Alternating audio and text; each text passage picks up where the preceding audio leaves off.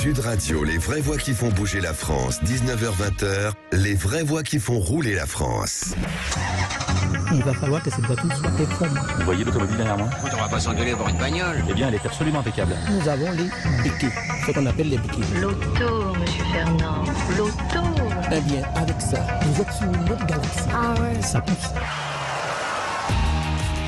Les vraies voix qui font rouler la France avec Mobility TV chaque jeudi soir en direct sur Sud Radio. Les enjeux de la mobilité au cœur de Salon des maires, et c'est le rendez-vous annuel des maires. On y était ensemble avec Philippe David hier pendant 3 jours au parc de Versailles. C'est canon à Paris, et ça se termine aujourd'hui. L'occasion de mettre en avant les préoccupations des élus locaux. Évidemment, cette année, c'est la flambée des coûts de l'énergie qui occupe les esprits, mais la question de la mobilité, de la place de la voiture qui reste incontournable dans de nombreux territoires, il ne faut pas l'oublier, ou encore le passage à l'électrification sont au cœur de ces 3 jours. On va en parler avec nos invités, et nous avons la joie de recevoir 2 invités prestigieux. En tout cas, on vous souhaite la bienvenue. C'est les vraies voix qui font rouler la France avec Mobility TV. Les vraies voix Sud Radio. Et Clément Molison est avec nous. Bonsoir, merci d'être avec nous. Vous êtes délégué général de l'AVER. Déjà, c'est une association nationale. Et vous allez nous expliquer, pour ceux qui nous écoutent, parce que ça a l'air d'être un petit peu du charabia, justement d'abord qui sont vos adhérents et quelle est votre fonction au cœur du secteur automobile. Bien sûr, on est une association professionnelle. On a plus de 220 adhérents, et ces adhérents, ils sont tous des acteurs de la mobilité électrique, à la fois batterie et hydrogène. On a des constructeurs, des équipementiers, des fabricants de bornes, des installateurs. On a également des collectivités. Et justement, ces collectivités, on en a rencontré une bonne partie car on est présent au Salon des maires. On avait un stand avec certains de nos adhérents. On disait tout à l'heure en ouverture d'émission que forcément ça allait passer aussi par les collectivités locales, ce qui est important. Aujourd'hui, et par les entreprises, c'est grâce aux entreprises que l'électrification va se faire. Bien sûr, aujourd'hui en France, la moitié des immatriculations, c'est les personnes morales. Autrement dit, les entreprises et les collectivités. Donc c'est essentiel aujourd'hui de compter sur elles, avec en plus, une particularité notamment des entreprises, qui est qu'elles remettent rapidement ces véhicules dans le marché de l'occasion. Et c'est aussi grâce à elles qu'on va réussir à démocratiser le véhicule électrique, d'avoir des véhicules plus abordables. Vous avez lancé un guide. Comment électrifier sa flotte de véhicules? Parlez-nous de ce guide. C'est le guide Michelin de l'électrification. J'espère qu'il aura le même prestige. Oui, le Goemio, c'est pas mal non plus. Non, mais concrètement, c'était des questions qu'on nous posait depuis plusieurs années, de savoir, d'avoir des entreprises qui venaient nous voir en nous demandant je fais comment. Et donc on a mis autour de la table nos adhérents, à la fois les constructeurs, les fabricants de bornes, les installateurs, pour savoir exactement quelles sont les bonnes procédures, les étapes à suivre, les incontournables, les bonnes pratiques. Même pour eux, c'est compliqué aujourd'hui? Non, c'est pas forcément compliqué, mais il fallait qu'on essaye de mettre sur le papier, de coucher sur le papier ces bonnes pratiques. On a également interrogé les entreprises, je pense par exemple à La Poste, à EDF, qui ont des importantes flottes aujourd'hui de véhicules électriques.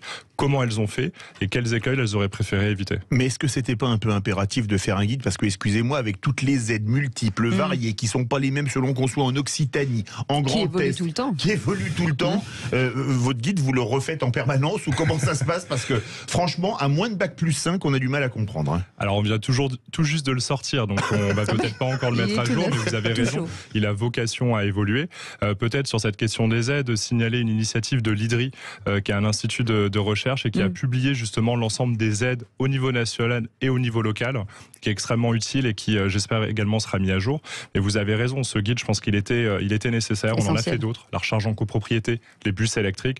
Là, on attaque un sujet important, les entreprises, les grosses évidemment, qui ont des obligations de verdissement, mais également les plus petites. Et on va aussi descendre jusqu'au niveau des artisans qui vont avoir ces besoins-là, notamment quand il y a des zones à faibles émissions qui vont être mises en place. Donc oui, j'espère qu'il sera utile. Qui ont été un peu reculés là, on sent que les ZFE pour l'instant c'est un peu mis de côté pour certaines villes. Est-ce qu'on parle de déploiement, vous le dites, dans les immeubles, dans les entreprises, on a l'impression que le temps est quand même assez long, c'est-à-dire que ça se déploie pas vraiment quand on voit l'arrivée de l'électrification de l'automobile. Aujourd'hui, encore une fois, et nous on en parle toutes les semaines, c'est le déploiement des recharges en fait. Alors, ça va plus vite qu'on ne le pense. Là, on est à 75 000, un peu plus de 75 000 points de recharge ouverts au public, donc en voirie, sur des parkings ouverts au public de supermarchés, par exemple. C'est plus 53% sur 12 mois. Sauf qu'il en faudrait 215 000 en 2025. en 2025 et entre 330 et 480 000 en 2030 selon nos estimations. Il y a des affaires à faire là. Oui, bien sûr, et on va continuer à le faire. Ce qu'il ne faut pas oublier, c'est que 90% des recharges, elles se font à domicile ou au travail. Et quand on regarde les chiffres d'Enedis, leur estimation, c'est à plus d'1 million de points de recharge disponibles. L'essentiel est sur la voirie, sur le domaine privé. Mais vous avez raison, il y a encore des efforts à faire et on est bien engagé pour les réussir. Mais comment on peut accélérer ça? Comment on peut inciter finalement les immeubles, les bailleurs sociaux à un moment donné à faire les obliger à le faire? Parce qu'aujourd'hui, il n'y a pas vraiment d'obligation. Nous, on discute depuis plusieurs années avec le gouvernement, avec l'administration, pour essayer d'aller sur des calendriers, en tout cas étaler dans le temps d'obligations, ou du moins d'essayer de prévoir ces déploiements. Là, on va avoir des infrastructures collectives qui sont en train de se déployer. L'idée, c'est pas juste d'avoir son point de charge, mais de préparer le parking, de prééquiper tout partie du parking. Nous, le choix qu'on a fait pour le moment, c'est surtout celui de l'incitation. Donc, on a un programme qui s'appelle Advenir, qui est un programme d'aide et qui aide notamment financièrement l'installation de points de recharge dans les copropriétés. Et puis, pardon, c'est comme finalement le covoiturage, c'est-à-dire que si vous mettez une borne, il faut qu'elle soit disponible aussi pour tout le monde. C'est-à-dire qu'on ne demande pas à chacun d'avoir sa propre borne, mais qu'on puisse au moins la partager dans les sous-sols des immeubles, des entreprises, et voilà. Alors ça existe, ça se développe un petit peu moins, parce que notamment dans les copropriétés, souvent on a une place qui est associée à son logement, mais dans certaines copropriétés, également chez les bailleurs sociaux, on peut avoir des bornes partagées. C'est plusieurs bornes et chacun y va quand il peut, mais ça demande de gérer quand même de façon un peu plus précise dans la copropriété, qui se gare à quel moment, qui se recharge, qui paye. Chacun son tour comme à Confesse. C'est un peu ça. Exactement. On a parlé des copropriétés. Vous étiez au Salon des maires. Au Salon des maires, on y était hier avec Cécilia des maires. On est tous d'accord là-dessus. Oui. Comment est-ce qu'ils réagissent? C'est bien ce que vous dites, c'est intéressant. Et quels conseils, toujours, et quels conseils leur donnez-vous? Comment vous leur expliquez ce qu'ils doivent faire pour leur commune? Ils sont extrêmement curieux, ils ont énormément de questions. Souvent parce qu'ils sont en contact direct avec leurs administrés qui eux-mêmes ont ces problématiques. Et les collectivités, ça va être à la fois pour elles-mêmes, parce qu'elles ont des flottes, elles doivent les verdir. Donc notre guide, justement, va aussi adresser cette question-là. Mais également d'apporter le bon niveau d'information aux administrés. Et dans le cadre du programme Advenir, on fait aussi des formations pour les élus et les acteurs locaux. Et donc là, ça nous permet de leur donner un niveau d'information suffisant sur la mobilité électrique pour répondre à des questions basiques. Pas simplement les obligations, mais aussi c'est quoi le lien entre la mobilité électrique et le climat? Pourquoi est-ce qu'on va passer à la mobilité électrique? Comment on se recharge? C'est quel type de prise? Toutes les questions qu'on peut venir leur poser au quotidien. Sachant qu'on parle souvent des villes, avec l'électrification, c'est que c'est plus compliqué dans les territoires, puisqu'ils sont souvent obligés de faire de longs trajets, même si on peut se recharger chez soi à la maison. Après, il y a un problème d'argent, forcément. Aujourd'hui, l'électrification, en tout cas une voiture électrique, ça coûte de plus en plus cher. On a l'impression que les prix montent. Il va falloir aussi intégrer ce problème de pouvoir d'achat. Autant pour les collectivités locales dont les dotations se réduisent comme peau de chagrin, on les a vus hier, les maires, ils nous en parlent, que pour finalement les administrés. C'est vrai que les prix augmentent pour un petit peu tout en ce moment, et y compris pour les voitures thermiques et électriques. Ce qui est important de rappeler quand même, c'est qu'aujourd'hui, un Français sur 7 seulement se tourne vers le neuf. Les Français, ils achètent de l'occasion. Et donc là, le travail qu'on est en train de faire aujourd'hui... Il n'y en a pas pour l'instant, l'occasion vraiment d'électrique. Et justement, on a 1 million de véhicules électrifiés aujourd'hui en circulation. Il faut attendre un petit peu pour qu'il y ait un décalage de 3 à 4 ans pour qu'elles arrivent sur le marché de l'occasion. Donc c'est pour ça qu'on dit continuons à aider les entreprises, parce que c'est elles qui les ramènent le plus rapidement dans le marché de l'occasion. Et aidons aussi ce marché de l'occasion à se faire, à la fois pour garantir une certaine valeur pour le vendeur et également pour quand même baisser les prix pour l'acheteur. Vous avez aussi un projet en cours qui s'appelle Advenir avec l'ADEME, l'Agence pour la défense de l'environnement et la maîtrise de l'énergie. Est-ce que vous pouvez nous en parler, nous expliquer ce que c'est? Tout à fait. Le programme Advenir, c'est un programme de certificat d'économie d'énergie. Donc c'est sous la tutelle du ministère de la Transition énergétique et qu'on pilote depuis 2016. On a 2 volets, un volet infrastructure. On finance des bornes de recharge, copropriété, en voirie notamment, sur des parkings. Et un autre volet qui est de la formation. Sur l'ensemble du territoire national, on fait des formations pour les élus, les acteurs locaux, professionnels de l'immobilier, le grand public. Et puis à partir de 2023, avec Mobiliance, on va également former les professionnels des services automobiles. Et comment on fait par exemple, on est un particulier ou on a une entreprise pour avoir accès à ces formations? Comment ça se passe? Alors les particuliers directement n'ont pas accès aux formations, mais on a un grand nombre de contenus disponibles sur jeroulenelectrique.fr. On a des fiches mémo typiquement sur le coût, les aides, combien de temps je mets pour me recharger. On a des simulateurs également d'offres de véhicules, d'aides. Vraiment, allez consulter ce site, c'est jeroulenenélectrique.fr. Vous aurez déjà beaucoup de réponses à vos questions. En tout cas, merci beaucoup Clément Molison d'avoir été avec nous, délégué général de l'AVER. Vous restez avec nous, on revient dans un instant. On va vous parler d'une association Unité Cité, responsable du pilotage national du programme mobilitaire. Baptiste Marchand sera avec nous dans quelques instants. On continue, on est ensemble jusqu'à 20h, tout va bien, détendez-vous. Vous roulez avec nous tranquillement, on est électrique. Hein. Absolument. Ouais, c'est non polluant Sud Radio, je vous le dis tout de suite. À tout de suite et bienvenue. Sud Radio, les vraies voix qui font bouger la France. 19h-20h, les vraies voix qui font rouler la France. Les vraies voix qui font rouler la France avec Mobility TV. Et après Clément Molison, on a le plaisir de recevoir Baptiste Marchand de l'association Unicité, responsable du pilotage national du programme mobilitaire. Bonsoir. Qu'est-ce que vous le dites bien. Bonsoir, merci d'être avec nous. Déjà, ce programme mobilitaire, expliquez-nous ce que c'est, parce que ça a l'air très intéressant. Ça va un petit peu dans le même sens, forcément, sur ces voitures, ces territoires. Je vous laisse parler. Oui, ça marche. Le programme mobilitaire, donc c'est un programme porté par l'association Unicité, qui, juste pour bref rappel, est une association nationale experte et pionnière dans le service civique en France. Et on s'est rendu compte qu'il y avait des vrais besoins sur les territoires ruraux, sur la question de la mobilité, parce que des forts déséquilibres existent aujourd'hui. Et on essaie de s'engager chez Unicité à développer de plus en plus de missions d'engagement pour les jeunes de tous les territoires et sur l'environnement en particulier. Et donc on s'est dit que la question de la mobilité, c'était passionnant. Essentiel. Donc, essentiel, c'est ça.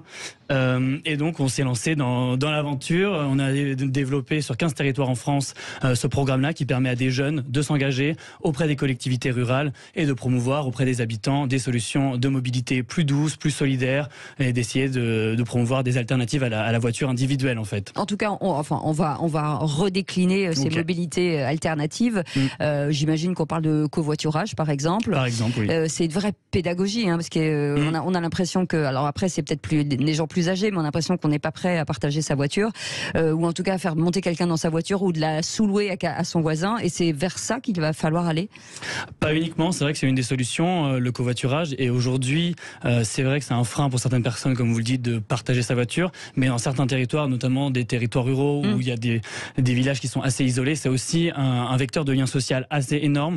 Donc quand on mobilise, quand on en parle avec les habitants, qu'on anime vraiment un réseau d'usagers du covoiturage et qu'on le promeut avec des infrastructures adaptées, en fait ça peut devenir un truc que les habitants vraiment s'en emparent hyper rapidement, et une vraie alternative. Mais après, c'est vraiment pas la seule. Le covoiturage, c'est un spectre, et on peut aussi redévelopper des transports en commun qui ont été délaissés dans les territoires ruraux. Oui, alors là, c'est plus long, c'est un peu plus long. C'est sûr, vous avez fait une table ronde au Salon des maires, et il y a vraiment, la France est coupée en deux entre la France des villes et la France des champs, c'est ça? Non, pas du tout coupé. Et puis même, en fait, on se rend compte que quand on veut parler de territoire rural, on a beaucoup du mal à avoir une définition unique sur ce que c'est, quel type d'habitants, quel nombre d'habitants, quelle densité, etc. En plus, la ruralité, il y a des plaines, il y a des périurbains, c'est ça, exactement. Et donc même parfois des territoires qu'on pense ruraux sont en fait liés en ceinture urbaine. Et donc nous, on a des territoires qui sont hyper différents, par exemple sur le programme mobilitaire, entre la vallée de l'Arve en Haute-Savoie, qui est vraiment un bassin hyper isolé, et par exemple le territoire du Loiret, où on est présent sur Gien, donc Gien qui est quand même une ville donc de 15 000 habitants,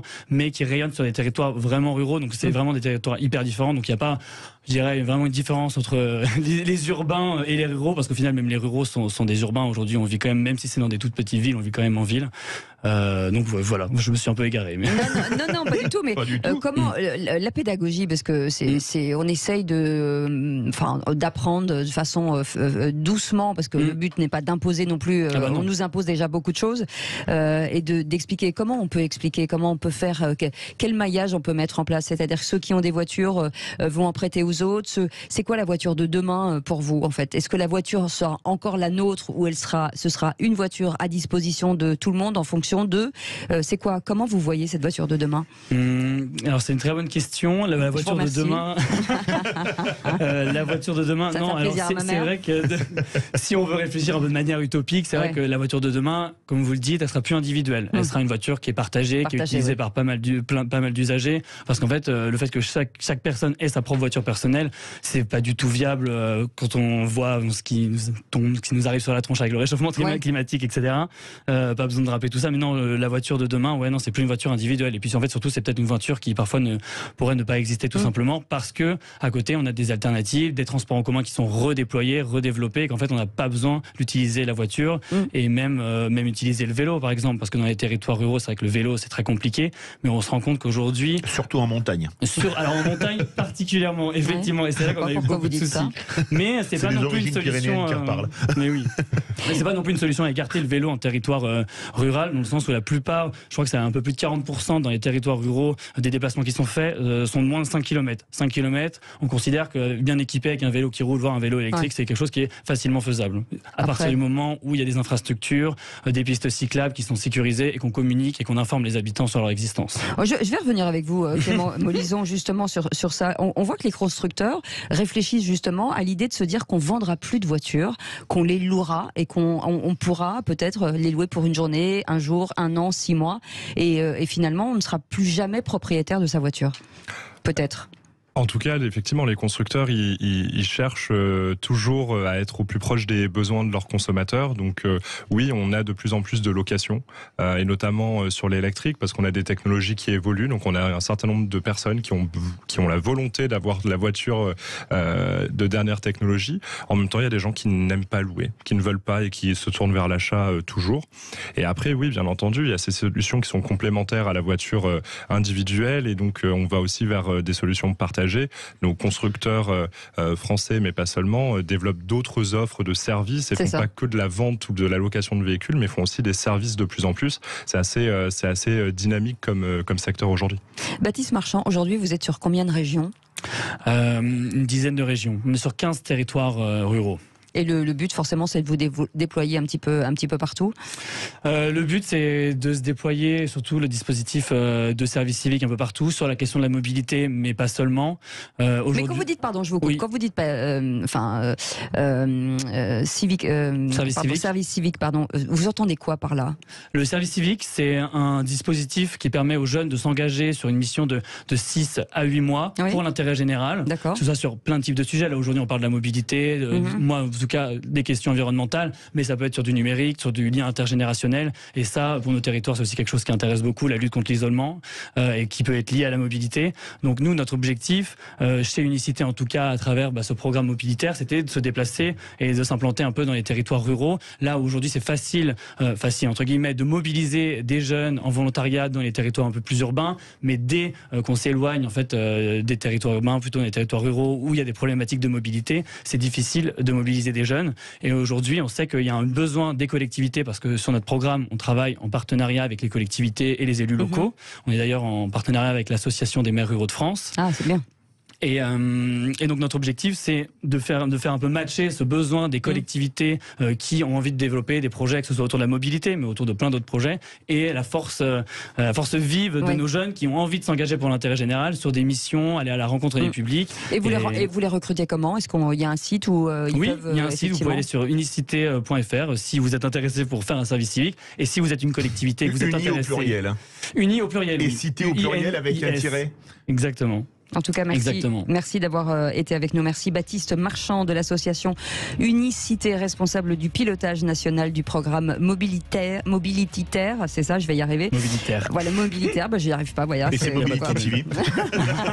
Il y a beaucoup de mobilité, vous savez, dans cette émission. Merci beaucoup Clément Molison d'avoir été avec nous, délégué général de l'AVER. En tout cas, c'était une émission encore bien intéressante. Merci à nos amis de Mobility TV, en tout cas de nous préparer toujours avec bonheur toutes ces émissions. On vous retrouve pour l'automobile forcément jeudi prochain, et demain pour les Vraie Voix à partir de 17h. Absolument. Avec un immense plaisir. Tout de suite, le loft d'Yvan Cujous qui reçoit Olivier Cachin, Richard Lecoq et Victoria Sio.